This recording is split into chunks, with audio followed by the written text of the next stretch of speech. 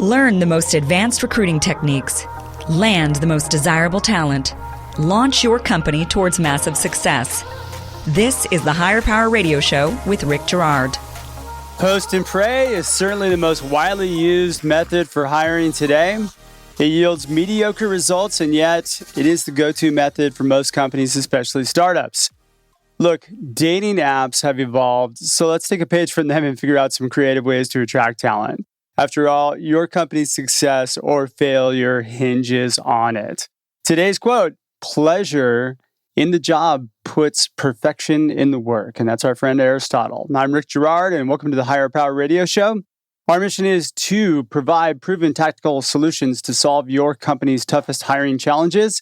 We share insights from top-performing entrepreneurs and industry experts like our guest today. We have Chris Russell, who's the managing director of RecTech Media.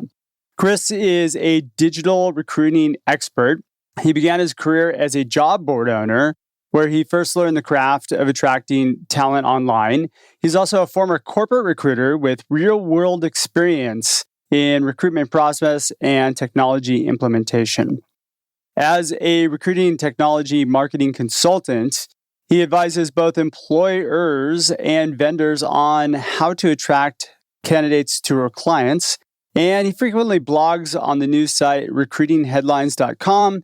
He hosts a podcast called RecTech and conducts live video training on recruitment marketing tools and tactics at rectechlive.com, which makes Chris the perfect expert on today's subject. Chris, welcome to the Higher Power Radio Show today. Hey, Rick. Glad to be here. Absolutely. So today we're going to cover a few things.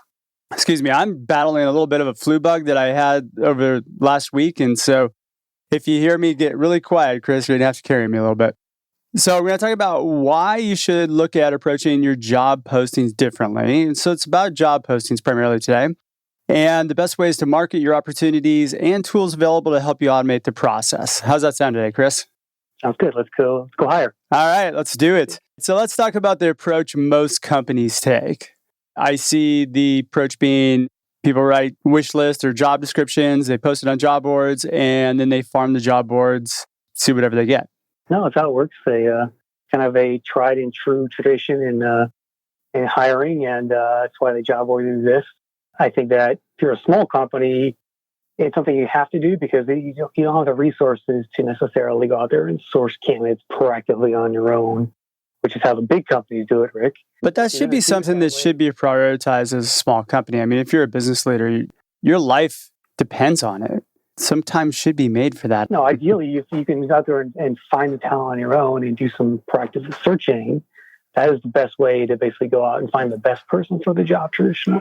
My point was that many companies don't have that resource, don't have that time resource.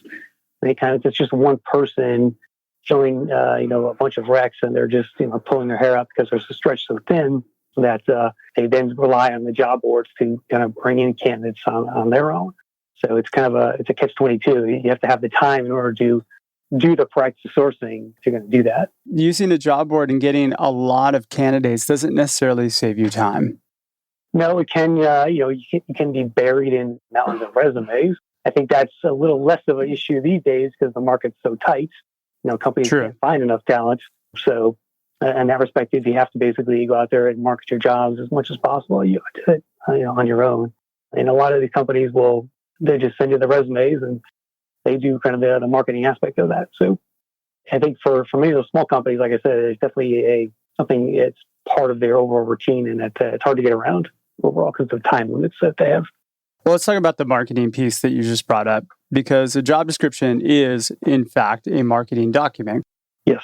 So the idea of a job description has got to be something that's going to attract the right person to your company, which I don't see most of them doing that. But you've got some pretty interesting ideas on how to best format job description. Yeah. So I think, first of all, if you write your own job description today, think about maybe outsourcing that a little bit. One quick tip I would have, go onto a Fiverr.com, for example, and there's plenty of writers on there, creative writers, who will take your kind of boring, bland copy and turn that around into something actually that I want to read overall. For $80, you can probably get something done pretty quickly using a service like that overall. But think about getting creative with your job listings a little bit.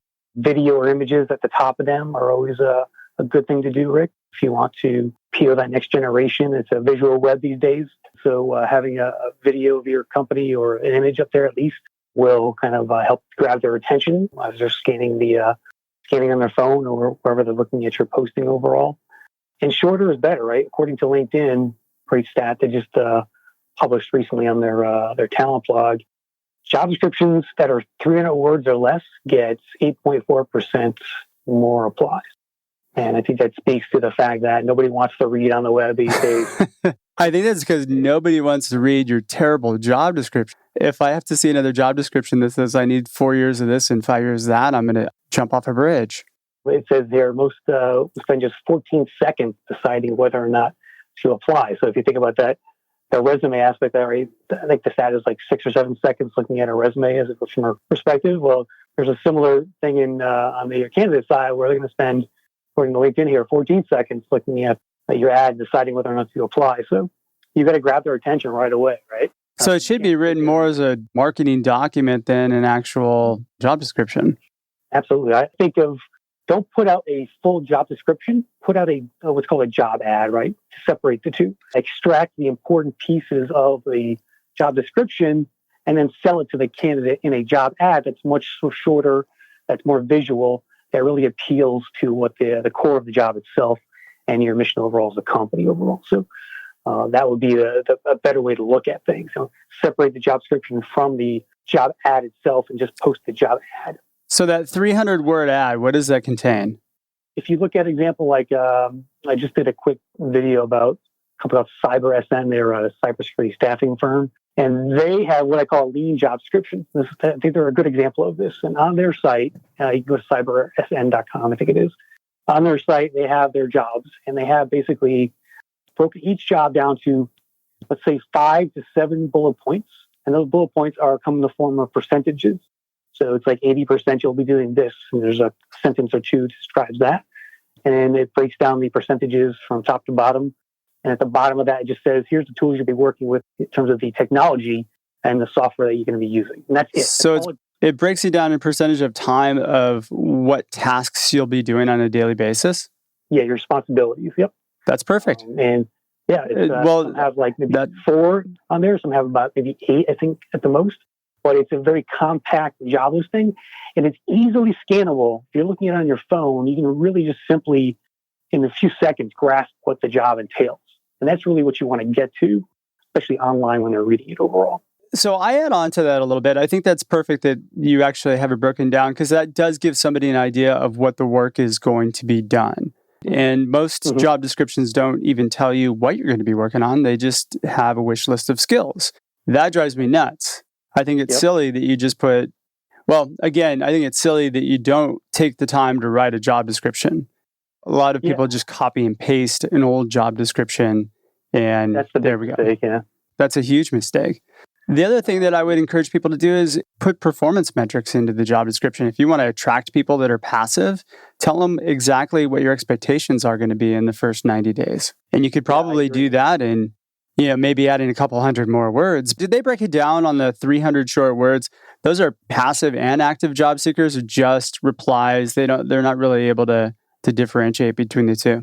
I think they're just tracking total applies overall. To go a little bit further on those stats there, I'm looking at the chart now. The median job posts are the worst. Those are the ones that are 300 to 600 words. And then the ones that are over 600 words actually are 1% more apply. So the longer ones aren't that bad overall. So if it's a longer job description, it gets more response? It gets 1% more than the average. Not a lot, but okay. I think what's the average? The median ones are minus 3.4%. Less applies. Minus 3.4%. Yep. So go short or go long. I guess is part of the messaging there if you're going to do that. Now, if you're going to go long, you got to make it interesting. It can't just be that cut and paste version of the job description.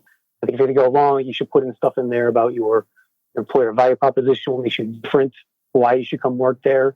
More about the company itself as well is important to add to a job listing, I think, like that. When it comes to that, you'll see a lot of those on like the ATSs out there, the company career sites, things like that. It's funny. The ones we work on tend to be longer, And we usually open up with trying to open up some sort of career wound in the person that we're trying to attract. And then we build a value proposition in and around those pain points, whatever they might be. Yeah, I'm not dismissing long posts. I think there's actually a good use of those. I think there's a guy named Harry Joyner who is the e-commerce recruiter. He runs ecommercejobs.com, replaces people in that industry. He does really, really long intake meetings with his clients, and he really writes a book on the job. And that actually helps to sell the job itself, I think. He swears by it overall. So there is a case to be made for the long ones if you kind of go deep, right? And you dive deep to that listing and you uncover things that aren't typically found in a typical job description out there online. So we're talking really short or really long. In the middle is a bad idea. Yeah. All right. I like it. So you're either going to be top of the class or bottom of the class. Either way, you're gonna get some attention. Yes, totally. If you're just joining us right now on the live stream of the podcast, you're listening to the Higher Power Radio Show. I'm your host, Rick Girard, and today our guest is Chris Russell. He's the managing director of RecTech Media. So we're talking about job descriptions right now, and we're going to lead into tools to use and the best ways to post to get most exposure. I know you're really good at this, Chris, so I'm excited to delve into this. Let's talk a little bit about some of the tools that are available. I am a busy entrepreneur and I don't really have time to manage a lot of things, but I'd like to automate some of the process. What would be the best way for me to kind of still get some good people and yet get my message out there and not have to spend a whole lot of time doing that? I think when it comes to promoting your jobs online, particularly on places like social media, Rick, Facebook, Twitter, LinkedIn, you can definitely automate some of this stuff through tools like Buffer or Deliverr, for example. You can actually take one post and push out to every channel that you're on automatically. That's a big time saver overall. Do you use Buffer? I use Deliverr overall, but I have used Buffer in the past. Okay, we use one that's kind of similar to that. It's called Smarter Queue, which is actually pretty solid. Smarter Queue. Yeah, lets you set up a calendar. Out there.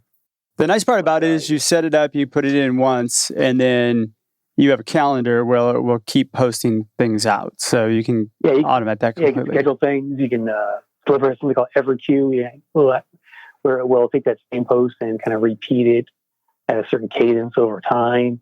It does things like automatic hashtagging of your posts that make them more visible on social media overall. So what if I want to bring some attention to my post, though? I want somebody to see it other than just being a job description. So whenever I post a job on social media for some of my clients, what I'll do is I'll make it into a visual job ad, essentially. And there's a number of tools in the app stores that you can get that really will bring these jobs to life and kind of animate them a bit. First tool I'll mention is Ripple. It's RIPL. Okay. .com, and it creates little social media video slideshows. And you basically upload up to 12 images, and you go in there and you put certain text on each of those images. You can create a little, hey, we're hiring now. Here's the job title. Here's how to apply, and take them through that and add music to it. And it creates about a 25 to 30 second little video that is perfect for places like Facebook, Twitter, even LinkedIn, Instagram. And that's going to be far more powerful than your crappy job description. Totally. You can link to, you put the link in there to the listing itself. That will drive the traffic into the actual, wherever that job is, wherever you want to link it to. Could be on Indeed or could be on your career site, wherever it is. You can even put the apply instructions in the actual video itself in terms of an email address or a web page URL. It's a free tool. It comes with some free templates you can use. And then I pay $10 a month, which is nothing, for all access to all the templates that they have. And it's a really great tool. The next one is Legend. It's called legend.im. And this turns any text into animation. You can put in up to 100 characters of text. Think of it like a visual tweet, if you will. It's a video tweet. Takes that text and then it animates it into about 12 different templates that they have. And it saves it as a little 5-second either GIF or video. If you were to pick anything, those would be the two that you would recommend that somebody spend their time on? Those are the two I use the most. I have been using one called Typorama, which is basically an image-based tool where you upload a picture or they have a bunch of pictures to choose from, and it creates little posters that you can then share on social media. For sale, we're hiring, all kinds of different uses for it. All right, let's talk about where and how to post, because I think this is pretty important. You mentioned social media. Far too few companies utilize social media to get their job descriptions out there. I feel like they just invest in a tool like Indeed or one of the various job boards they post there, and they rely completely on that. Yes. So how else can they get exposure to people that would get them a less polluted pond to fish in? There's a couple of things you can do there. So one would be, there are some companies out there that are called job distribution players. Which indeed used to be the biggest one. Right. Like any kind of ZipRecruiter is a bit like that as well. So a company called Recruitix, one's called Job Addicts, just to name a couple. But basically it's just getting it out to all the other job boards. Yeah, what they do is they basically take your job and they team up with hundreds of job boards, including all the top big ones, Indeed, Career Builder, Sure. ZipRecruiter, all those guys. And they'll push your job out for you on a cost per click basis.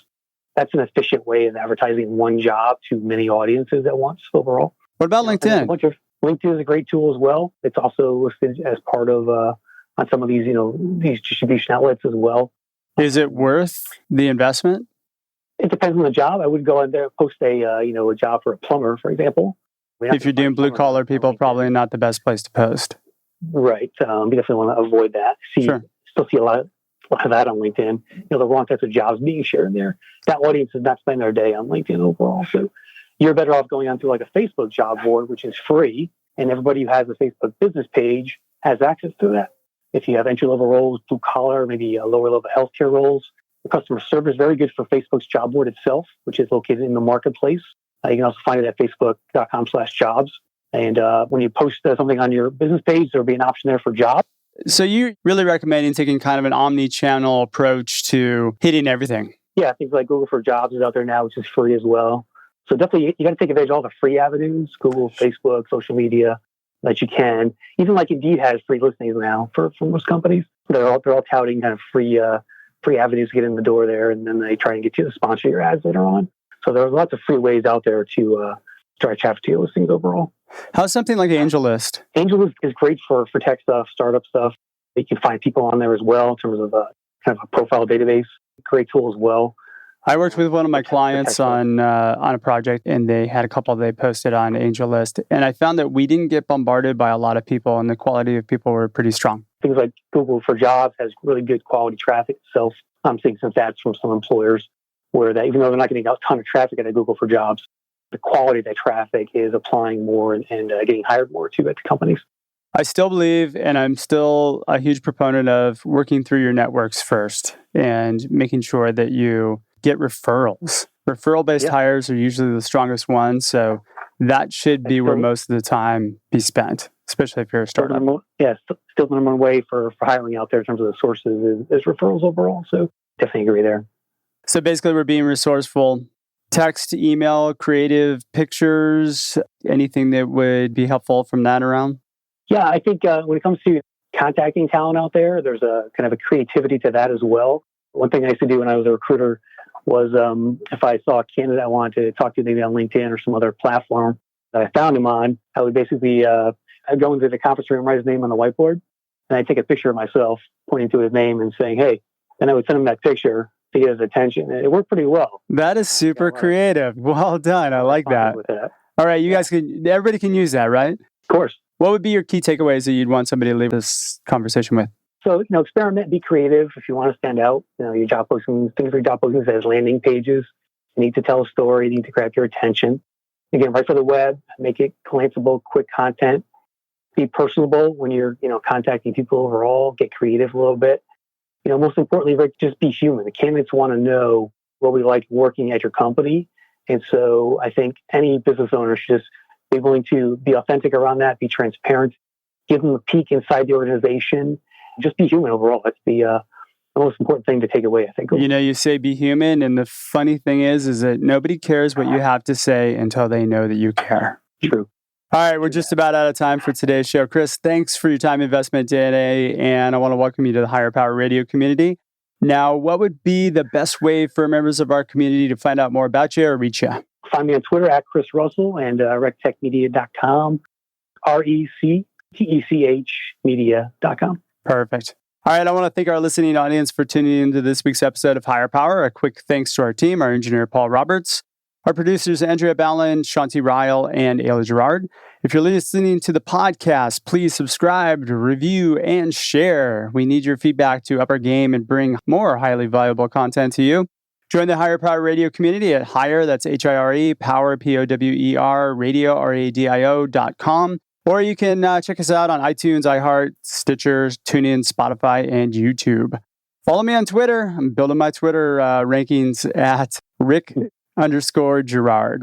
Tune in next week. Our guest is going to be Ryan Foland. Ryan is the managing partner of The Influence Tree and host of the 313 Show. I'm your host, Rick Girard, and you have been listening to the Higher Power Radio Show. Aloha. Thank you for listening to Higher Power with Rick Girard on OC Talk Radio.